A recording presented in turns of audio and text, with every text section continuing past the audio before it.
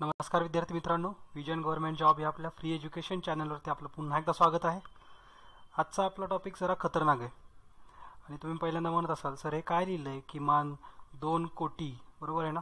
2 कोटी, तर 2 कोटी मानव किमान 3 वर्ष आधी मरणार, हे असं काय लिहिलं आहे? तुम्हाला वाटत असेल सर अजून तर एक्झाम वगैरेच देतोय, करिअर नाही, काय नाही, मरायच्या गोष्टी काय करायला लागलात. तर थोडी सिरियस गोष्ट आहे, एक्झामसाठी पण महत्त्वाची आहे आणि तुमच्या MPSCच्या CSATसाठी पण महत्त्वाचा आहे. आजचा जो आपला टॉपिक आहे तो तुम्हाला जे CSATमध्ये 2.5 मार्काचे प्रश्न असतात, डिसिजन मेकिंग आणि सॉल्विंग, ह्याच्यासाठी पण हा टॉपिक महत्त्वाचा आहे. तर आज आपण थोडे असे खळबळजनक रिपोर्ट्स बघू की ज्यानुसार तुम्ही थोडी तशी मनाची तयारी करूनच बसा की काही धक्कादायक असे तुम्हाला रिपोर्ट्स बघायला भेटतील, काही आकडेवारी अशी बघायला भेटेल. तर आजचा आपला टॉपिक तसाच आहे आणि जो एक्झामसाठी फार महत्त्वाचा आहे. ओके, तर आता वेळ न वाया घालता आपण सुरू करूया. तर आजचा आपला विषय नसून ती एक फार मोठी समस्या आहे जी की काही वर्षांपासून संपूर्ण जगाला भिडसवत होती आणि ती आत्तापर्यंत भारतात आली नव्हती. मात्र आता ती आपल्या घरी आली आहे, आपल्या राजधानीमध्ये आली आहे. तर ती समस्या म्हणजे हवा प्रदूषण. दिल्ली उच्च न्यायालय असं म्हणतंय की दिल्लीतील हवा प्रदूषण म्हणजे सामूहिक हत्याकांड घडवून आणण्याचा प्रकार. तर अशा तीव्र प्रतिक्रिया थेट दिल्ली उच्च न्यायालयाने दिल्यात. तर आता बघा म्हणजे हा किती मोठा आणि किती सिरियस टॉपिक आहे. तर आज हा टॉपिक घेण्याचं कारण म्हणजे की हा तर तुम्हाला एन्व्हायरमेंटशी रिलेटेड आहेच, पण हेच क्वेश्चन किंवा हाच जो विषय आहे जो की तुम्हाला 2.5 मार्कांसाठी CSATमध्ये विचारला जाईल. तर याचं तुम्ही कसं ॲनालिसिस करताय हे तुमच्यावरती डिपेंड आहे. मी इथं आकडेवारी तुमच्यासमोर ठेवल, तर व्यवस्थित त्याचं तुम्ही आकलन करा, त्या आकडेवारींचं ॲनालिसिस करा आणि त्यानुसार या व्हिडिओला बघा. फक्त MCQच्या पॉईंट ऑफ व्ह्यूने व्हिडिओला बघू नका. प्रदूषण म्हणजे काय? तर प्रदूषणाची साधी सरळ सोपी भाषा सांगायचं झालं तर माणसाच्या आजूबाजूच्या परिसरामध्ये असे काही घटक जे की मानवाला आणि त्या परिसराला हानिकारक आहेत असे जर ॲड झाले, मिक्स झाले, तर त्याला प्रदूषण असं म्हणायचं. आणि हवा प्रदूषणाची जर सायंटिफिक लँग्वेज किंवा सायंटिफिक डेफिनेशन बघायची झाली तर मानव आणि त्यांच्या पर्यावरणाला घातक अशा रासायनिक, भौतिक किंवा जैविक घटकांचे हवेत अस्तित्व असणे म्हणजे हवा प्रदूषण. ही डेफिनेशन WHO म्हणजेच वर्ल्ड हेल्थ ऑर्गनायझेशन यांनी केली आहे. आता याच्यामध्ये वर्ल्ड हेल्थ ऑर्गनायझेशनचं हेडक्वार्टर तुम्हाला माहिती पाहिजे आणि जे की आहे जिनेवाला, स्वित्झर्लंड. आता आपण बघू की या हवा प्रदूषणामुळं आपल्या शरीराला काय काय विकार होऊ शकतात. तर फार मोठे मोठे डिसीज आहेत जे की बरं होणं फार क्वचित आहे आणि याचा आपल्या आयुष्यावरती लॉंग टर्म इफेक्ट राहतो.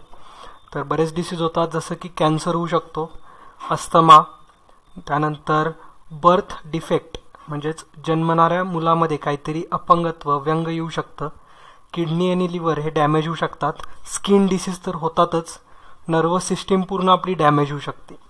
तर याच्यामुळं जगभरात जवळजवळ 3.2 मिलियन लोक म्हणजेच 32 लाख लोक दरवर्षी जगभरात मरतात. आणि फक्त जर भारताचा आणि आपल्या साऊथ एशियाचा विचार केला तर 7,12,000 लोक दरवर्षी या हवा प्रदूषणामुळेच मरतात. तर विचार करा हा टॉपिक किती महत्त्वाचा आहे आपल्यासाठी. आता आपण बघू या हवा प्रदूषणाची नेमकी कारणं कुठली कुठली आहेत. तर त्या कारणांमध्ये बरेच घटक येतात. जसं की जर दिसणाऱ्या घटकांचा विचार केला तर धुलीकण, राख, धूर हे घटक त्यामध्ये येतात. आणि जर सायंटिफिक घटक जे की सगळ्यात डेंजरस असतात, जे की हवेच्या रूपामध्ये अदृश्य अवस्थेत असतात, तर त्यामध्ये आहे nitrogen, sulphur, carbon dioxide, carbon monoxide, oxides, hydrocarbons, carbon आणि ओझोन. हे सगळे अतिशय घातक असे घटक या हवा प्रदूषणाला कारणीभूत आहेत आणि त्यामुळेच एवढे सगळे विकार या घटकांमुळेच जडतात. हवा प्रदूषण जर रोखायचं म्हणलं किंवा कमी करायचं म्हणलं तर सगळ्यात आधी आपल्याला हे तरी माहिती पाहिजे की हवेचं प्रदूषण मोजतात तरी कसं मोजतात. तर हवेतले जे अतिसूक्ष्म कण असतात त्याला म्हणायचं पर्टिक्युलेट मॅटर म्हणजेच PM. तर या हवेतल्या PMचे प्रकार असतात.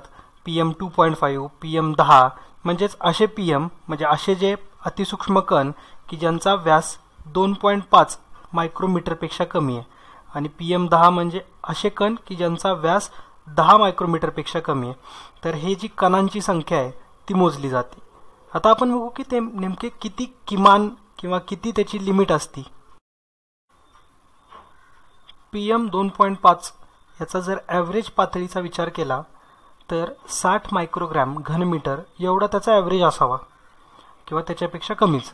आणि PM10 बद्दल जर बोललो तर 100 मायक्रोग्रॅम घनमीटर एवढी त्याची ॲव्हरेज क्वांटिटी पाहिजे. पण जर नोव्हेंबरमधला दिल्लीची आकडेवारी बघितली तर दिल्लीमध्ये PM2.5 588 वरती पोचलं होतं आणि PM10 हे 844. तर तुम्ही बघा कुठं ॲव्हरेज व्हॅल्यू राहिल्या, त्याच्या जवळजवळ 10 पट, आणि PM10 हे जवळजवळ 9 पटांनी वाढलं आहे. तरी खरंच गंभीर समस्या होती. आता आपण बघू की हे जे PM आहेत हे बाकी राज्यांमध्ये किती होते आणि बाकी देशांमध्ये किती आहेत. तर इथं काही इम्पॉर्टंट डेटा दिला आहे की ज्याच्यामध्ये PM2.5च्या व्हॅल्यू ह्या बाकी ठिकाणांमधल्या काय काय होत्या. तर लखनौमध्ये PM2.5 हे 706 पर्यंत गेलं होतं, तर PM10 हे 848. हे अशी बाकी ठिकाणं आहेत. हे काही एवढं अभ्यासासाठी आपल्याला महत्त्वाचं नाही आहे, बट व्हॅल्यूज ज्या आहेत या प्रत्येक सिटीमध्ये वाढत चालल्यात. हे आता सध्या दिल्लीमधलं एवढं दिसून येतं आहे, हळूहळू पुणे, मुंबई आणि आपल्या महाराष्ट्रामधल्या पण बाकीच्या जिल्ह्यांमध्ये आणि शहरांमध्ये सुरू होईल. तर याची आपण आत्तापासूनच काळजी घेतली पाहिजे. तर पुढं मी मेन्शन केलेत की याच्यावरती उपाय म्हणून आपण काय काय करू शकतो. आणि PM हे 2.5चा जर जागतिक लेवलचा विचार केला तर आपल्या पुढं फक्त चायना आहे, ज्याचं की जगाच्या व्हॅल्यूनुसार 24.5 आहे चायनाचा, आणि आपण फक्त थोडंसं मागं आहे 23.2.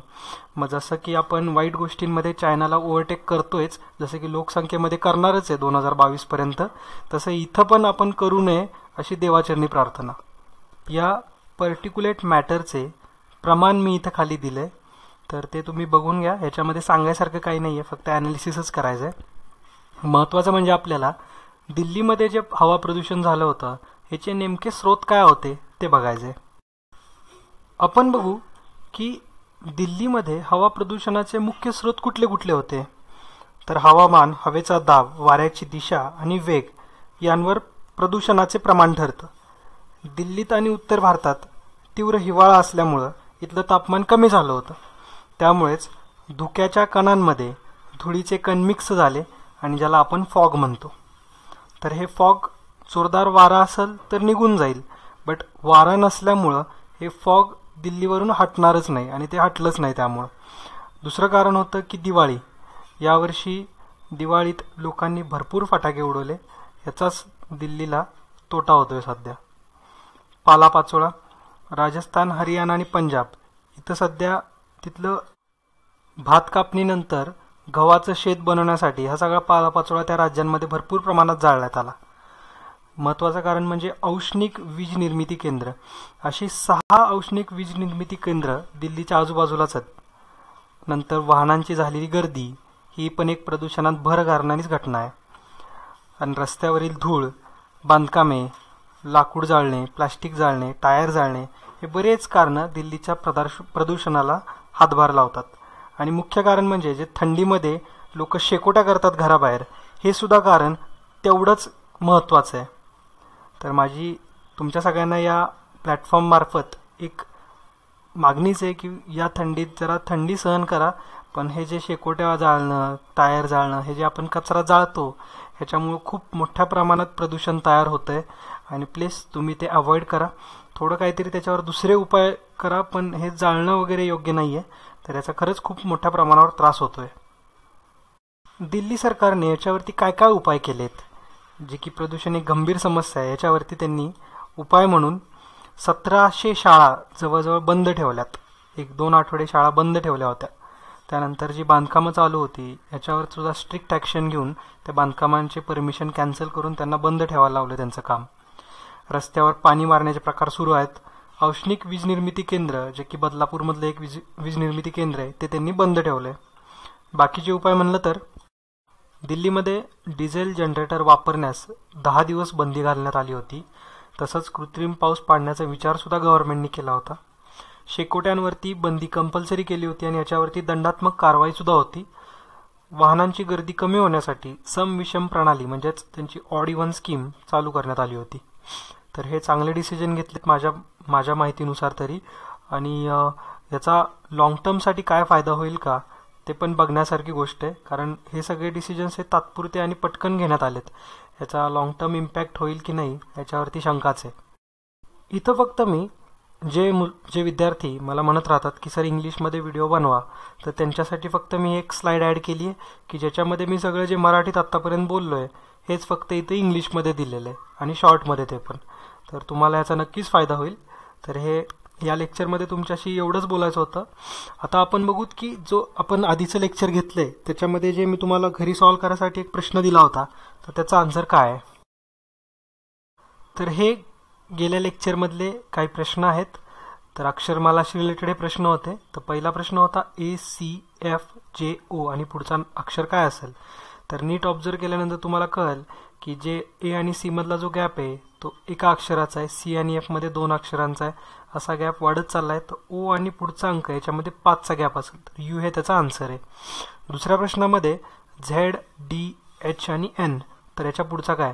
तर व्यवस्थित ऑब्झर्व केल्यानंतर तुम्हाला एक गोष्ट कळेल की हे जे अक्षर आहेत हे आपले जे स्वर आहेत AEIOU, तर याच्या आधीचे अक्षर आहेत करेक्ट.